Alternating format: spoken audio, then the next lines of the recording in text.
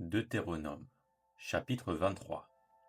Celui dont les testicules ont été écrasés ou l'urètre coupé n'entrera point dans l'assemblée de l'Éternel. Celui qui est issu d'une union illicite n'entrera point dans l'assemblée de l'Éternel. Même sa 10e génération n'entrera point dans l'assemblée de l'Éternel. L'Ammonite et le Moabite n'entreront point dans l'assemblée de l'Éternel, même à la 10e génération et à perpétuité, parce qu'ils ne sont pas venus au-devant de vous avec du pain et de l'eau, sur le chemin lors de votre sortie d'Égypte, et parce qu'ils ont fait venir contre toi, à prix d'argent, Balaam, fils de Béor, de Pétor, en Mésopotamie, pour qu'il te maudisse. Mais l'Éternel, ton Dieu, n'a point voulu écouter Balaam. Et l'Éternel, ton Dieu, a changé pour toi la malédiction en bénédiction, parce que tu es aimé de l'Éternel, ton Dieu.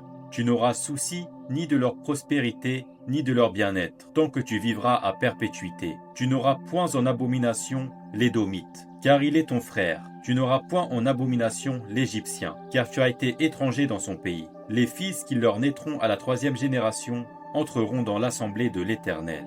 Lorsque tu camperas contre tes ennemis, garde-toi de toute chose mauvaise. S'il y a chez toi un homme qui ne soit pas pur, par suite d'un accident nocturne, il sortira du camp et n'entrera point dans le camp. Sur le soir, il se lavera dans l'eau, et après le coucher du soleil, il pourra rentrer au camp. Tu auras un lieu hors du camp, et c'est là dehors que tu iras. Tu auras parmi ton bagage un instrument, dont tu te serviras pour faire un creux et recouvrir tes excréments quand tu voudras aller dehors. Car l'Éternel, ton Dieu, marche au milieu de ton camp pour te protéger et pour livrer tes ennemis devant toi. Ton camp devra donc être saint, afin que l'Éternel ne voie chez toi rien d'impur, et qu'il ne se détourne point de toi. Tu ne livreras point à son maître un esclave qui se réfugiera chez toi, après l'avoir quitté. Il demeurera chez toi, au milieu de toi, dans le lieu qu'il choisira, dans l'une de tes villes, où bon lui semblera. Tu ne l'opprimeras point. Il n'y aura aucune prostituée parmi les filles d'Israël, et il n'y aura aucun prostitué parmi les fils d'Israël.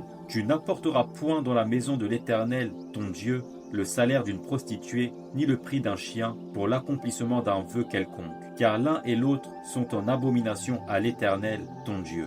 Tu n'exigeras de ton frère aucun intérêt, ni pour argent, ni pour vivre, ni pour rien de ce qui se prête à intérêt. Tu pourras tirer un intérêt de l'étranger, mais tu n'en tireras point de ton frère, afin que l'Éternel, ton Dieu, te bénisse dans tout ce que tu entreprendras au pays dont tu vas entrer en possession.